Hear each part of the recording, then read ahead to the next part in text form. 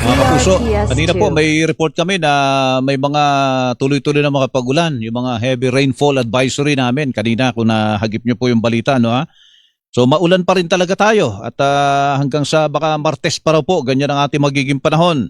Mag-Immunomax nga kayo para hindi kayo basta-basta kinakapitan ng sakit dahil dito sa panahon natin na ganito.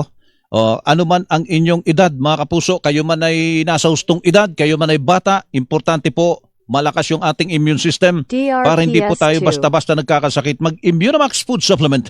Ito po ay gawa sa CM Glucan, nagbula pa sa Switzerland, available in capsule for adults at saka syrup for kids. Ito po yung mga kapsula para sa mga nasustong edad. Nakasilid po dito sa puting maliit na pakete at saka kulay asul na maliit na pakete. Yan, capsule for adults yan. Itong asul na ito kasi yan yung forte variant ng Capsule for Adults Immunomax Food Supplement. Ito naman yung para sa mga bata, mga matatangkad na mga paketing kulay orange at saka kulay asul. Alam mo po nito yung DRTS2. botelya. Alam mo ng botelya, yun na po yun. Yung Syrup for Kids Immunomax Food Supplement. Yung kulay asul, forte variant ng Syrup for Kids Immunomax Food Supplement. Mula po sa aming studio, kahit nasan pa kayo sa mga sandali ito mga kapuso, yan po ang magandang balitang hatid po sa inyo ng Immunomax.